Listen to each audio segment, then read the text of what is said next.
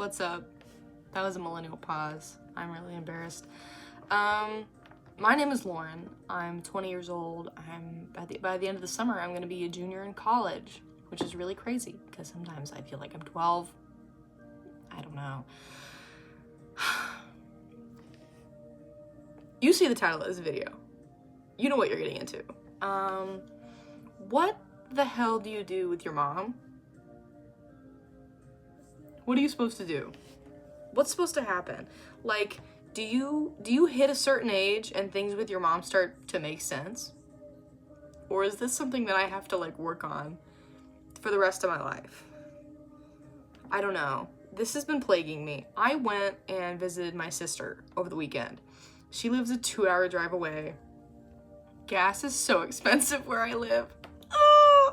Gas is expensive where I live. It cost all of my money to get there. Whatever. I went and visited my sister. My older sister, I love her so many. Context, I'm one of 4 kids. There's my older sister, she's 22. There's me, I'm 20.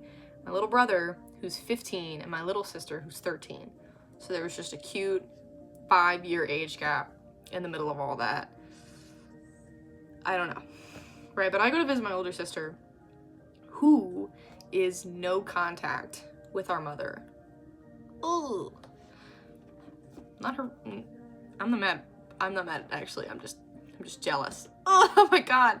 It feels really crazy saying this out loud because I don't really say it out loud to anybody except my older sister. Even my little siblings are kept kind of away from that because obviously they still live with mother.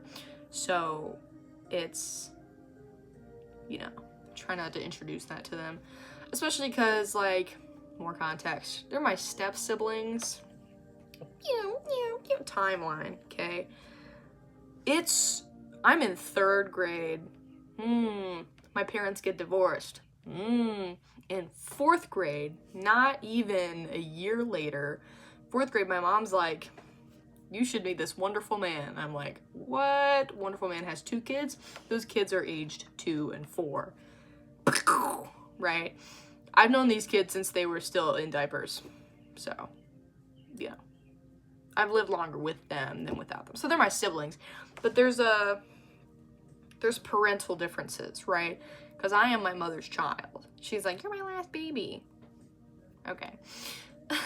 What about those 2 new ones? No, I'm kidding. So she's like, you're my last baby, you know, and parenting obviously works different with stepchildren who still have a mom versus me and my older sister, we are her children and her only. Blended families, am I right? Isn't it amazing? God. So, I go and visit my sister. My sister's no contact with her mom. She has been no contact with mom since last summer. And we get to talking about mom because we actually can't not talk about mom. It kind of comes up all the time. But the main reason we were talking about her is because I have reached a level of, I have reached a level of stillness with mom that's really, really freaked me out. I've never gone this long without conflict with her in my entire life. And by this long, I mean, it's June 2nd.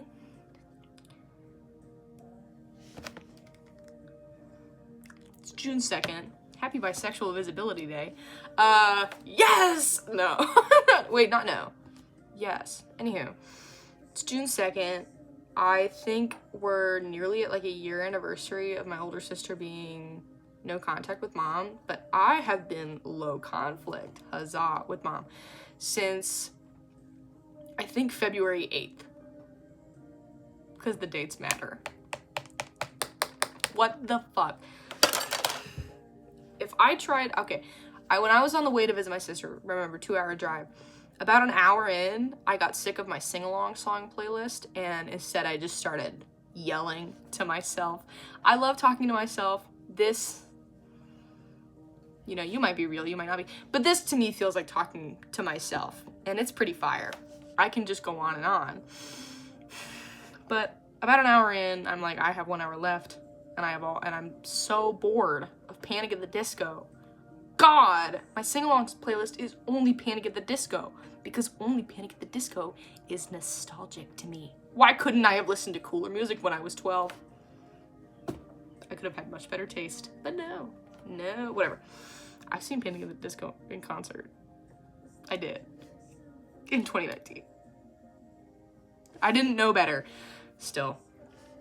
I have like an hour left, and I'm like, I'm gonna complain to myself, but what am I gonna talk about? My mother. She's like the default sort of, what the hell am I gonna complain about right now? It's my mom. I talk to myself about my mom, and it takes me the full hour to get from, you know, like the gauzy history to now. And I'm like, oh my God, I can't imagine sitting and trying to explain this to a therapist. Like, I haven't even explained it to my friends. Like, I can't explain it to you. Do you know how long we'd be here? Do you know how few people give a fuck about my negative relationship with my mother? Nobody. No, zero, zilch, goose egg, nobody. But I was struck just a little bit because my mom, we're getting to the title now. My mom to me has, in a weird way, you know those crusty, I'm sorry, give me a second. You know those crusty little white dogs, right? The ones that have kind of the brown, reddish goop around their eyeballs. My hair is, dude, I went to work this morning. I have had hair so bad. Whatever. You know those little crusty white dogs? They're tiny, and they just shiver, and they have all that goop around their eyes, and they're just they're like 2 seconds from death all the time. One of my neighbors used to have a dog like that. His name was Waldo. He was blind and deaf and incontinent.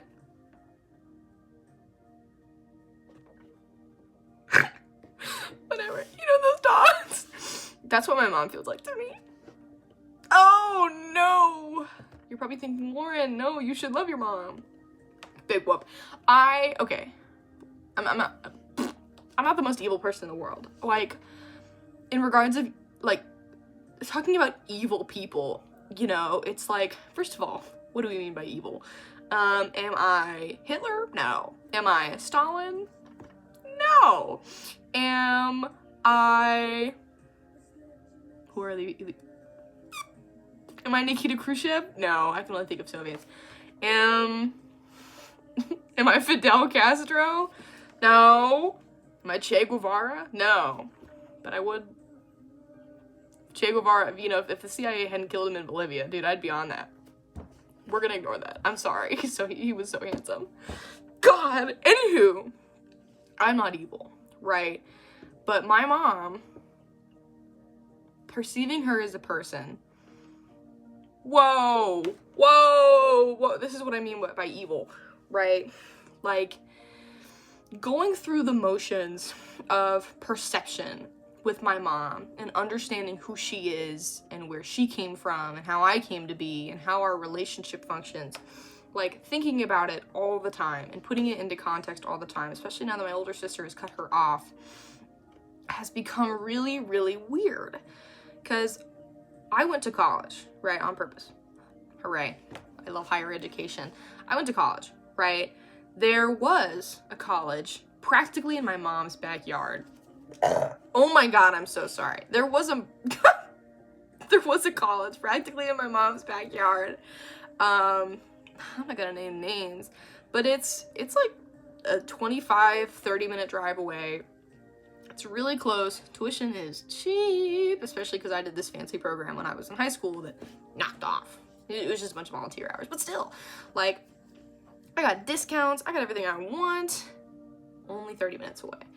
I remember I toured that place with my mom, and I just had this pit in my stomach the whole time, because it was like, the tour was at 8 in the morning, and I didn't even have to wake up that early to go. And I was like, I can't go to this place. I cannot be this close to my mom!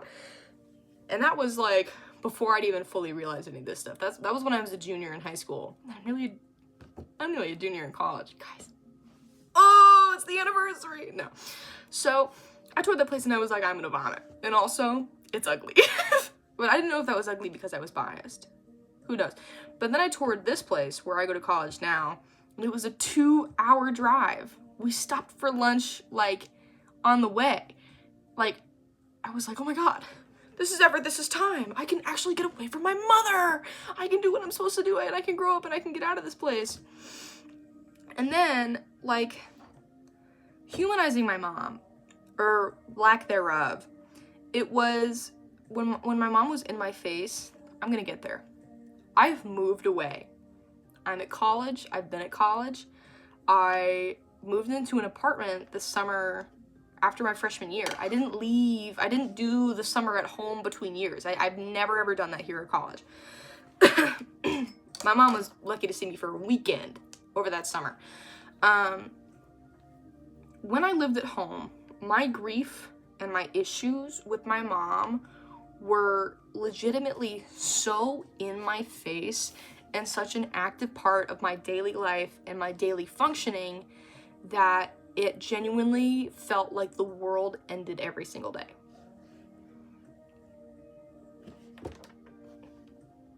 Dramatic as fuck. Hello? Ridiculous. But that's how it felt, right? Once again, I'm 2 years younger than my sister. My sister didn't cut my mom off just because she was like, I don't even like that bitch. Boop! She didn't do that. The 2 years leading up to my sister cutting my mom off was really the 2 years that my sister was in college. My cat just walked by in the background. I love that girl. Those 2 years, my sister's freshman and sophomore year of college was my junior and senior year of high school. And that was legitimately the worst that my mom had ever been. That's the worst that I'd ever seen her. My mom had such a bad track record my whole life. You know, like all of my formative and not even good, all of my formative and like prominent memories with her are bad ones. Like, I'm grasping, I'm trying to figure it out. I'm trying to organize. My dad is a great guy. We love you, Jay. My dad's a great guy. And all of my memories with him, when I think of being a kid and I think of being happy and I think of being like, even when I was really depressed as a teenager, I have so many fond memories with my dad. Even the times that were hard with my dad, excuse me, like my dad had to go to therapy for a long time because he was struggling with alcohol abuse, and like my dad had tough times. It wasn't like he was some perfect beacon. There were times when he was not a great father, right? There were times where I had to be at mom's for my safety, you know, but there are so many more times that I had to be at dad's for my mental health. Are we making sense? Nobody's perfect. I'm not perfect. You're not perfect. My mom's not perfect. My dad's not perfect. My stepdad, who knows what he's got going on? The fuck? I don't know. Basically though, my mom had always kind of been the way that she was, and her existence and her functioning of just kind of being like a blech parent was just my fact of life. Like, it was a fact for me that I dreaded going to mom's. It was a fact for me that I didn't really have clothes over there. I would have to bring clothes from dad's because my clothes couldn't reliably be laundered at mom's. And it was a fact of life that food was better at dad's and food was more available at dad's. And it was a fact of life that I couldn't really bring my friends over to mom's. I could really only have them at dad's. And it was a fact of life that my life was at dad's and that mom's was just a place I went sometimes. And that was just how it was. From the ages of 8 to 16, I was just like, you know, my mom's an okay person. She's trying her best. We don't mesh. That's my life. And it was fine. But then my sister had to go to college. And I'm not saying that in a way that like, well, she just had to go. But in the sense of like higher learning and getting away was necessary for my older sister. Like, she didn't really know what she wanted to do when she graduated high school because nobody knows. We're 18. who knows anything at all. Not her. A lot of people don't. And she did that same volunteering thing that I did in high school. She had loads of volunteer hours, and she got to go to the local community college for basically free. I think it was like $2. It was ridiculous. It was super cheap. She got to go to the local community college in Dad's town. You're like, well, how far apart could your parents really live? Not crazy far. No, 30 minutes. Not that far. Only 30 minutes. Not that far. Only 18 miles, you know? Except, father lived in this wealthy suburb. I don't know. It's neighborhoods. There's like shopping districts, shopping malls, tons of places to eat, a community college, a pool. Like, there's places to go, things to do, people to see. That's where all of our friends lived. That's where myself and my older sister went to school. Like, we stayed in that school district because mom, pew, pew, pew, pew, pew, she didn't move 30 minutes to just anywhere. She wasn't like, yeah, I'm gonna go to the next town over. Yeah, see ya. No, right? Here's wealthy suburb. You go 15 minutes down the road. You are now in small town. Not that small. Small city. 8,000 people. You go from wealthy suburb of 100,000 people to 15 minutes down the road in this hamlet, basically, of 8,000 people. And it's not like there aren't things to do in the hamlet, but there is a lot less to do. This is where little siblings are going to school, is the hamlet. We're at the hamlet, okay? We go 15 minutes down an unlabeled highway. It's labeled, but I'm being dramatic. We go 15 minutes down an unlabeled highway. We reach smaller town. I'm telling you, this town is 2 intersections. As in, here's the road that you're going through. You would take a road this way to go to my mother's. Here's a railroad track. Here's the only other road. There's the road going this way to get to the other road across the railroad track. That is the only intersection in the entire town. It has a K-8 school, no gas station, no Dollar General, just a bar that does Taco Tuesdays and karaoke. It's 140 people. Middle of nowhere. And you still have to go 3 more minutes down the road to get to mom's. But mom moves. She lives on land. She's like, I want to be a farmer. Stop with that farmer sneeze. Shut up! Mom, she's like, I want land. I'm going to be an herborist. I'm going to have chickens. I'm going to have a little farm. I'm also going to have CenturyLink satellite Wi-Fi that doesn't work. I'm getting off track. I'm really getting off track. Mom's life in mom's world really was not geographically not far away, but it was inconvenient. My sister's going to community college. The community college is in the wealthy suburb. It's a 10-minute drive from Dad's house. Summer after my older sister graduates, right? She is 18. She's been 18 since February, and she's not bound by the parenting schedule. She's just not. Legally, nobody can stop her. And so she's like, oh my God, I'm free.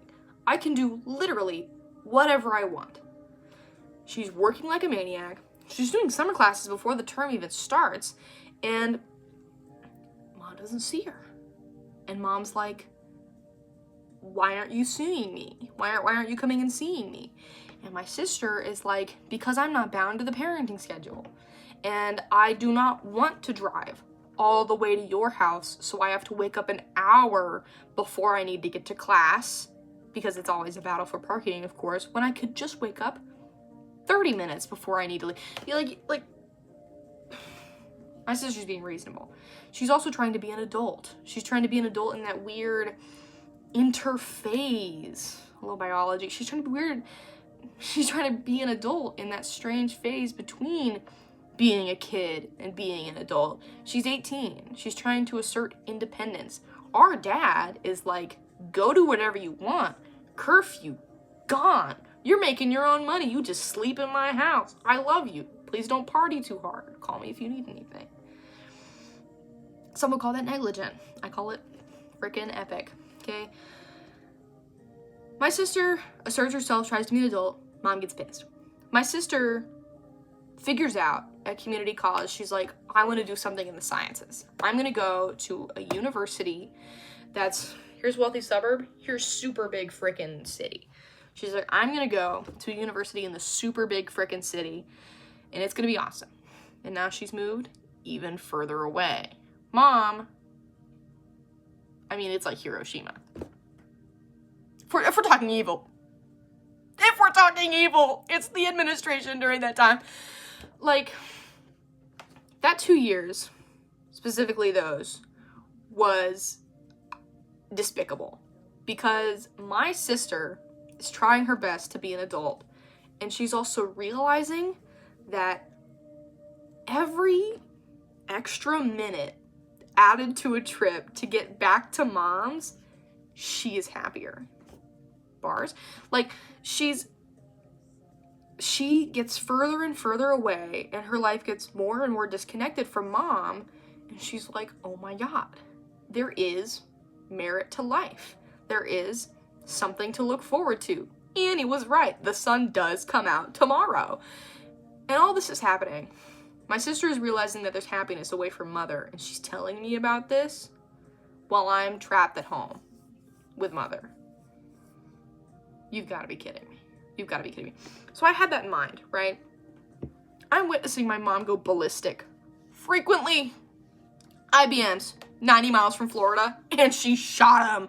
Like, I'm witnessing my mom lose her mind for 2 straight years over my older sister getting out of the nest. Regular progression, right? My sister goes to fancy big city school, and dad's like, dude, awesome. Good job. I love you. Call me sometimes. Do you see how easy it is to be normal? Do you see how easy it is? I'm gonna open my light a little bit more. Ooh. Yeah, that difference is really saucy, isn't it? You're really feeling it. No! Still. I'm witnessing all this. My mom's going ballistic. And when she can't interrogate my sister about it, she's interrogating me.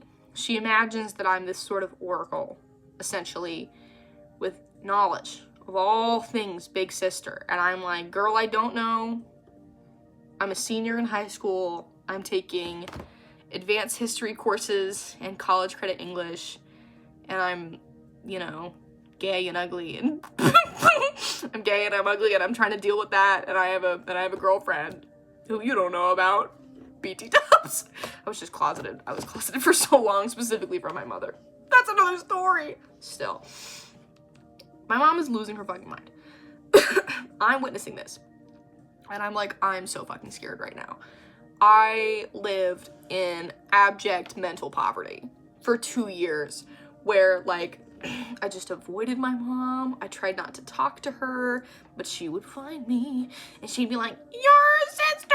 And she, you know, she tried to put this divide between us, and she would talk to me all the time about finances, and more specifically my sister's finances, because my sister went to a school for science that cost money, God forbid.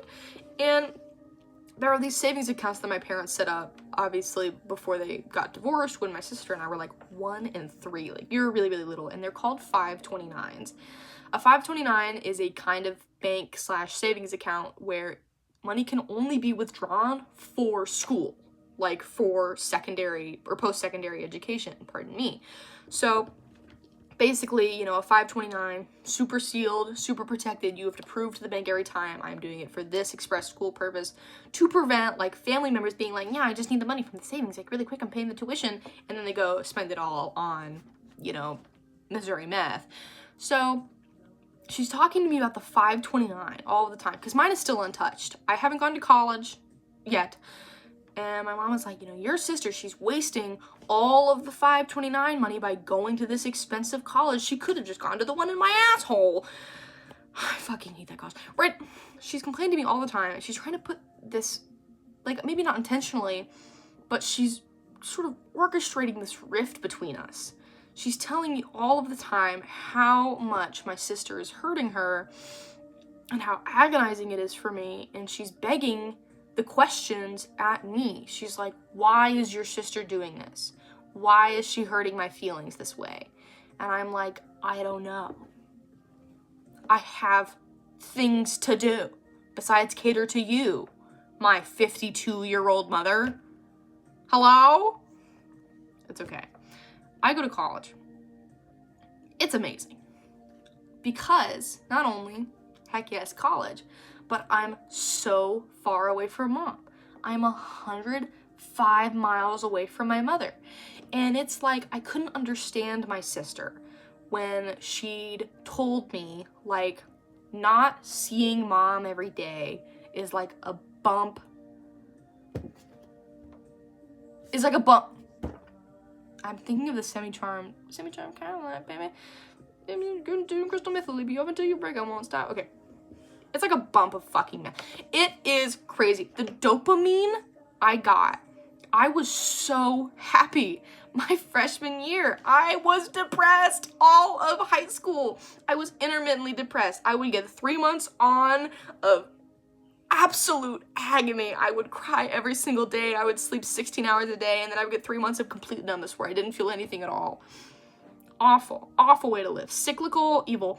I got to freshman year, I had like 3 great months, and I was like, I haven't had, like, not 3 great months of something that wasn't apathy and something that wasn't depression. I didn't even know what it was yet. I hadn't felt it in that long. I had 3 great months, and I was like, I like my friends, and I like my life, and I'm doing my homework on time, and my grades are good, and I'm having a grand old time. I wonder what this feeling is.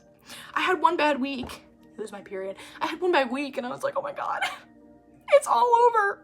I'm not actually better, but then I was. It's not about correlation, and it's not about causation. It's not about any of that, but it was about my mom not being in my face. And there's this thing over the internet. It's very easy. We're getting back to the title. Are you excited? There's this thing over the internet where, like, anything digital and any experiences that are exchanged digitally, it's really easy to forget that you're talking to a person. Does that make sense? It's so easy to genuinely, it isn't a real life exchange, because it isn't in real life. It's over the internet. It's so easy. My relationship with my mom, in a weird way, became so much easier because she wasn't a person in my face. She wasn't a person whose energy, whose warmth I could feel when she was close to me. She couldn't hug me. She couldn't touch me. She couldn't knock on my bedroom door and come in. She couldn't look at me in my eyes unless she FaceTimed me. Holy shit. It was crazy. Like, I had times when I was homesick for Dad's house. What? Things got more complicated with my sister and my mom. Of course they did. I already told you that my sister cut my mom off. They're no contact right now, unwillingly, on mom's end. But isn't that always how it goes? Whatever. Last summer, and really it started the Christmas before, Christmas of 2024. That's such a long story. I don't know. I have a voice recording of it, of the event happening, and it's like 30 minutes long. But Christmas of 2024, everything blows up. Mom and my sister get in this massive spat. My sister decides, like, and mom brought up during the spat, she was like, the thousands and thousands of dollars I spent, because it's always about the 529s, the thousands and thousands of dollars, and you're never grateful, and you never love me, and you don't do enough for me. You don't do enough for me. I'm the center of your universe, and I should be the center of your universe, and I'm the only thing that matters to you. What do you mean you have friends in a life outside of me? Oh. She's super drunk when she's saying all this. It's a catastrophe.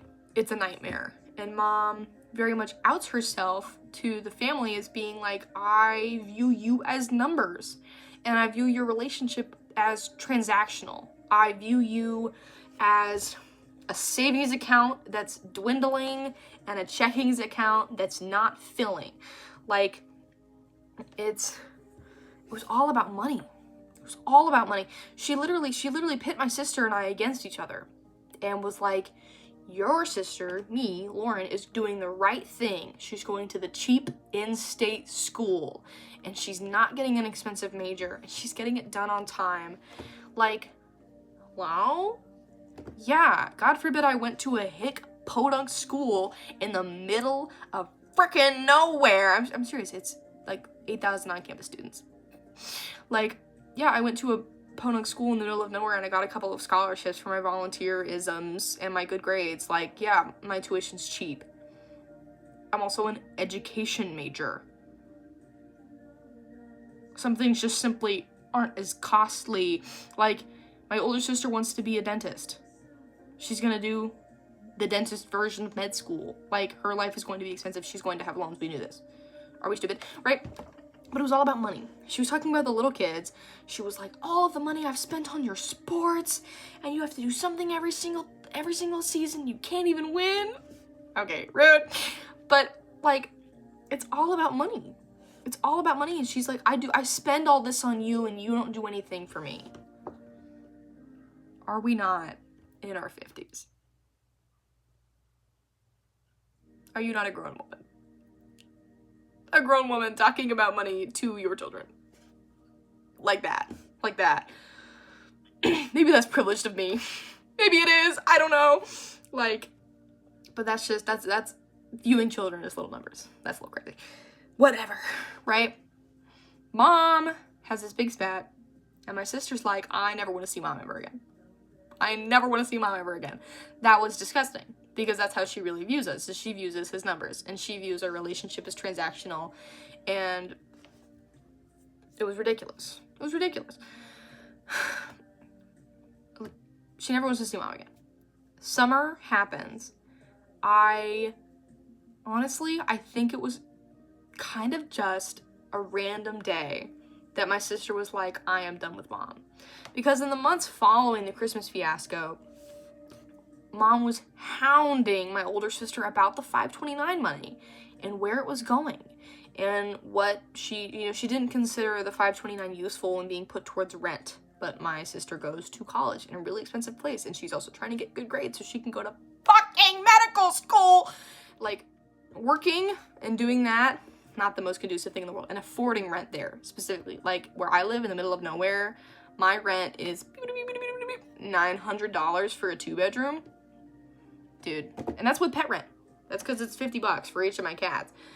It's $800 base price for a 2-bed. My sister's rent is $1,800 for a 2-bed. How is she supposed to afford that? Like, dude, the $450 for my side every month feels like I get diddled. Like, it's crazy. And I'm only able to afford to work because my course load is easy. It's education. It's like have empathy towards children, gold star. You win. You don't even need to write an essay. I don't have finals, guys. Still. Mom is harassing my sister for months about the 529 and about spending it responsibly. And, maybe can you get a job? Can we, like, not pay so much towards rent? Okay. It's kind of a random day. My sister cuts her off. And I have been so happy without my mom playing active interference in my life. And then that explodes. Cuba is gone. The entire continent of South America is a crater. Thank you, Chicxulub. Gulf of Mexico. Okay. It's the meteor that ended the dinosaurs. Rah. They're gone. All we have left is Gar. Hundreds of them. So, mom explodes. And because she can't reach my sister, I, just like it was in those 2 years of my sister's early college, is like, I'm just playing interference, and I'm the closest thing, so she's only harassing me. Then ensues some of the worst months of probably my entire life. I was finally happy, and then my entire sophomore year, is interrupted firmly by my mother. Every, couple of weeks, she's like, I'm gonna get my fingers. She's like, I can't believe that your sister did this to me. You need to tell me why. I don't have any of the answers. Your grandmother is asking if I'll go to her funeral.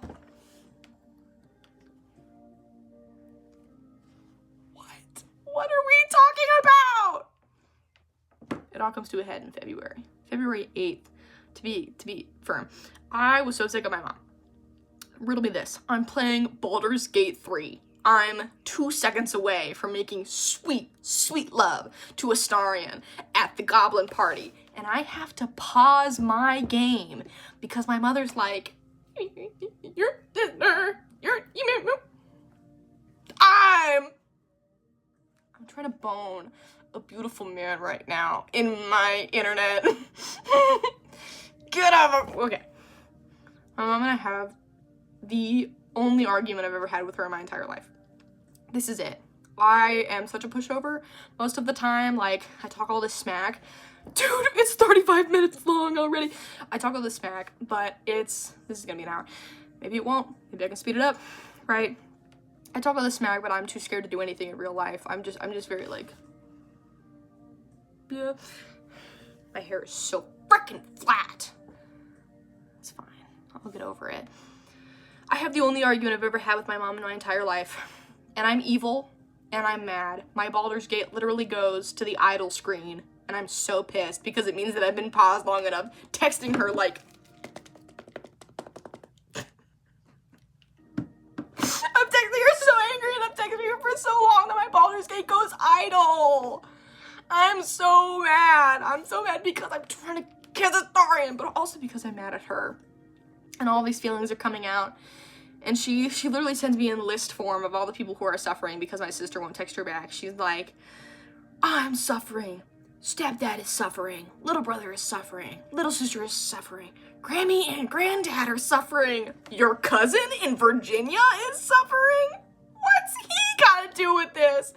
She literally says, she's like, everybody's suffering. That's an indisputable fact. One moment. I'm going to look up indispute in my messages.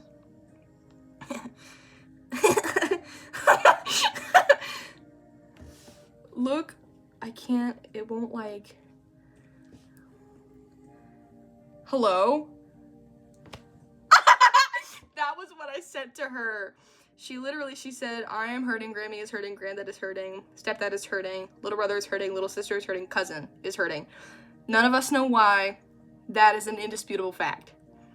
Part of me think you know part of older sister's rationale as to why, but don't want to share. What shall I say to Grammy when she asks if big sister will come to her funeral? For real, suggestions are welcome. Okay. I will respect your boundaries, but please know that I'm truly broken. And then in all caps, broken! If you ever feel you have insight you can appropriately share, I'm so willing to hear it so I can make it right. Oh, I'm sure you are. I'm sure you are. And then you know what I did? I did something truly awful, and I spat it back at her evil style. I said, and I am so sorry you all are feeling this way. I just told you, I don't have the solution nor the ability to solve this. Giving me a list format of everyone who is having an awful time because of something out of my control does nothing except sour my evening. Frankly, Mom, these conversations make me mad. They are pushing me away from you. Your and Big Sister's relationship is fractured for whatever reason, and instead of rolling with the tide and maybe doing some introspection, you send me these long texts making me feel bad for something I have not done. That is an indisputable fact. You are broken. Sorry I don't have glue. This is all I got, Mom. I told you last spring, last summer, and last winter that I don't like talking about Big Sister because I don't know much beyond my own perspective on things. Every time we get to this point, you tell me you'll respect my boundary and leave it alone. Then, lo and behold, you're back 3 months later to tell me how agonizing this all is, and begging me for the answers I have repeatedly told you I don't have. Maybe respect my boundaries this time. 4th time's a charm? 5th? Good night. And she always had to get her last word, because that's my mother. 20 minutes later, she said, the pain I have is real. Very, very real. I do not want to alienate you. I just want to understand you so I can make it right. I don't want to make you mad. I'm just under a lot of pressure to provide answers. I cannot roll with the tide. I cannot I have done more introspection than you're likely to give me credit for. I'll leave you alone until I can hear from you. She did call me, by the way, the next day at 3:23 p.m. because she can't leave well enough alone. That's my mom. That's my mom. So, dealing with that, where have I gotten? Well, I don't know. What do you do with your mom? What do you do? What do you do with any of that? How do you make sense of any of that? How do you take your life where you have to talk to your own mom that way? What do you do? I wasn't even 20. I was 19 having that this is a couple months ago. Like, I'm 19 having this conversation with my mom, so ready to do illicit things on my illicit video game. Talking to my own mom like that, I felt like I kind of broke this threshold of my mom is someone I can't reason with anymore. I can't talk to her sensibly. I can't engage with her in a way that's meaningful. I can't engage with her in a way that's logical and intellectual and empathetic and fair. Because she does that. She waits 20 minutes and she gets the last word. What? What do you do with your mom? What do you do with your mom?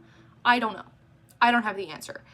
But the point I've got to is I have stopped imagining my mom as a person. And it's awful. I don't imagine her as a legitimate human being that I can communicate with and be in person with. She's just this amorphous thing. This person, maybe, behind a screen that I have to text sometimes. Have to. Against my will. What do you do? What do you do with your mom? I have the rest of my life. Rest of hers. Ooh. She's old. Not that old. Oh my god. She's only like 54. Like, what do you do? I don't know what to do. If you know what to do, let me know. The answer for me right now isn't no contact. My older sister can do that. She's financially free from mom. She took the steps. I, however, am not. My sister's moved on to loans to pay for the rest of her school, pay for, dental school, and now all of the financial college things are in dad's hands. He's handling them, he's calling the banks, he's doing the people. But my 529, dude, I have plenty of it left. My tuition is like $7,000. It's cheap. It's amazingly cheap because of the school I chose to go to. I'm going to have probably 529 money into my master's if I choose to pursue my master's. I'd like to. Like, my life is still so entangled with mom. Even though the entanglement is like just this ratty, awful knot on the back of my head that if I just ignore it, it's not really there. I do not know what to do. I feel awful sometimes. Like, when I'm not thinking about it, I'm not thinking about it. I do not think of my mom so often. She just doesn't come up. She isn't a thought in my brain because my life is so far away from her. And I've done that on purpose. Intentionally. But sometimes I do think of her. I think of her when I'm mad at the world. And I'm mad at myself.